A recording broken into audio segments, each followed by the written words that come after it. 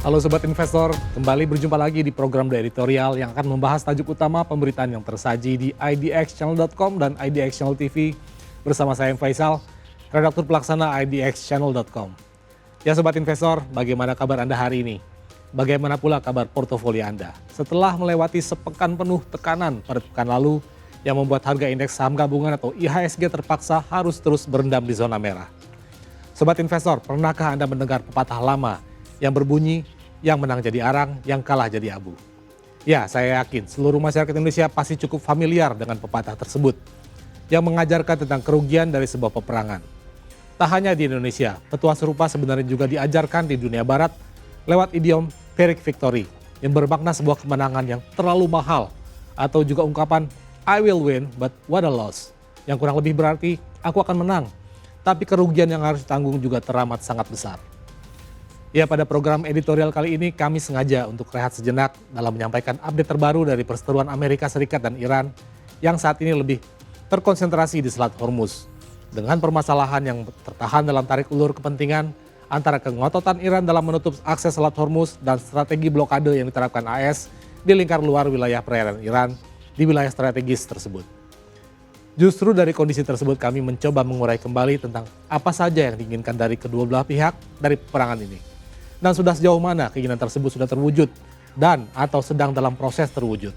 Atau malah justru jauh api dari panggang, di mana keinginan tersebut justru semakin jauh dari harapan. Dalam kondisi saat ini semua pihak pada dasarnya menyadari bahwa antara Iran dan AS tak ubahnya dua petarung MMA yang saling melakukan kuncian antara satu sama lain, di mana masing-masing memang memegang kendali atas sang lawan. Namun pada saat yang sama juga dalam kondisi terancam oleh kuncian dari sang lawan. Hal ini mengacu pada aksi penutupan akses oleh Iran dan manuver blokade ala AS yang harus diakui sama-sama memiliki dampak besar yang sangat berpengaruh pada perekonomian masing-masing. Di satu pihak, blokade laut oleh AS harus diakui cukup mencekik perekonomian Iran, yang pada satu sisi dibayangi ancaman krisis penyimpanan minyak yang tak kunjung bisa dijual. Namun aktivitas produksi terus berjalan. Dan pada sisi yang lain, banyak pasokan kebutuhan pokok yang masih bergantung dari impor jadi terganggu karena tertahan dan tidak bisa masuk wilayah Iran. Misalnya saja terkait laporan pada Jumat 24 April 2026 kemarin, di mana sedikitnya ada 3.000 unit kontainer yang harusnya dikirim ke Iran, namun akibat blokade AS harus terkatung-katung tanpa kejelasan di pelabuhan terbesar Pakistan, Karachi. Harusnya sesuai alur distribusi yang seharusnya, kapal-kapal Iran bakal merapat ke dermaga Karachi untuk membawa kontainer-kontainer tersebut menuju Iran. Namun dengan adanya blokade AS, belum ada kabar sama sekali terkait kapan kapal-kapal tersebut bakal tiba.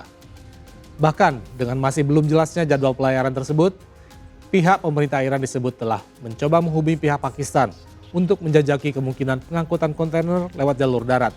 Meski opsi tersebut juga pasti cukup memberatkan dengan panjang rute perjalanan yang mencapai lebih dari 900 km, yang tentu membutuhkan biaya yang juga tidak sedikit dan ditambah juga dengan faktor keamanan yang mengancam. Sementara terkait pasokan minyak yang belum juga mampu dijual, kondisi juga sangat menyiksa Iran dan bahkan jauh lebih berbahaya dibanding serangan militer AS yang selama ini terbukti bisa dimitigasi dengan baik oleh militer Iran. Menurut Javed Hassan, seorang analis keuangan dan kebijakan dari Pusat Penelitian dan Studi Keamanan atau Center for Research and Security Studies alias CRRS, dengan berhentinya proses penjualan minyak maka gudang-gudang penyimpanan milik Iran bakal segera penuh. Dan dalam beberapa minggu ke depan bakal memaksa pemerintah Iran untuk terpaksa menghentikan aktivitas produksinya. Jika hal tersebut benar-benar terjadi, maka potensi pendapatan dari ekspor hingga sumber kehidupan dari fiskal negara bakal menyusut sangat tajam. Kondisi ini menurut Hasan bahkan tidak akan bisa dikompensasi dari upaya peningkatan kapasitas pertanian domestik, di mana selama ini sebagian ketahanan pangan Iran masih cukup bergantung dari pasokan impor dan juga devisa dari hasil ekspor minyak. Namun dengan melihat deretan kerugian yang membebani Iran tersebut, banyak pihak tetap menilai bahwa kerugian terbesar justru harus ditanggung oleh AS dari inisiatifnya untuk mulai berkonfrontasi dengan Iran. Hal yang paling nyata tentu adalah lonjakan harga bahan bakar minyak atau BBM yang bahkan seolah telah membuat warga AS frustasi dan membuat tingkat kriminalitas di berbagai negara bagian melonjak tajam dengan modus pengisian BBM tanpa membayar lalu kabur atau melubangi tangki-tangki BBM dari kendaraan yang sedang diparkir, baik di depan rumah maupun di mal dan berbagai fasilitas publik lainnya. Tak hanya itu, isu lonjakan harga BBM juga berbagai bahan pokok lainnya sempat memantik demonstrasi yang digelar serentak di berbagai negara bagian dan diikuti oleh lebih dari 8 juta warga negara AS. Sementara itu, pemakaian anggaran negara untuk membiayai perang juga menjadi isu yang membuat posisi Presiden Donald Trump cukup menjadi sorotan. Di mana berdasarkan data terbaru per April 2026, total kerugian yang harus ditanggung dari perang melawan Iran telah mencapai 5 miliar dolar AS atau sekitar 85 triliun rupiah hanya dalam 1 bulan saja, yaitu sejak perang dimulai pada 28 Februari hingga akhir Maret 2026. Di luar itu, AS juga masih harus menanggung biaya operasi militer yang per hari dilaporkan mencapai 17 triliun rupiah dengan puluhan pesawat tempur hancur atau rusak, serta deretan pangkalan militer AS yang tersebar di sejumlah negara Timur Tengah yang juga rusak parah akibat serangan Iran. Sehingga tentu membutuhkan biaya pemulihan yang cukup fantastis. Belum lagi soal ancaman pemakzulan Presiden Trump oleh Senator AS, yang bila benar-benar terjadi maka bakal menjadikan Trump sebagai satu-satunya presiden yang dimakzulkan hingga 3 kali dalam sejarah AS.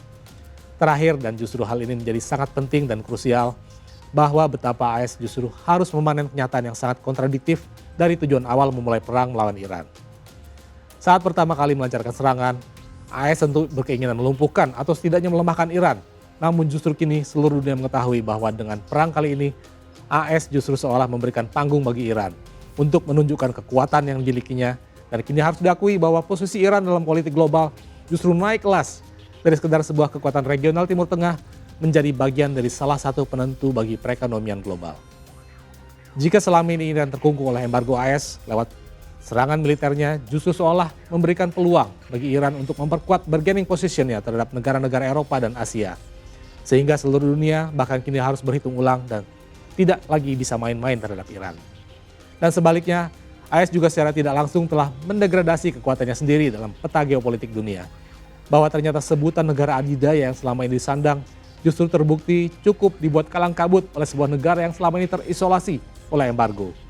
Jadi kelak, bahkan ketika perang ini nantinya benar-benar usai, siapa sebenarnya yang bakal jadi arang dan musnah tak tersisa sebagai abu. Demikian program di editorial edisi kali ini, saya Faisal pamit undur diri.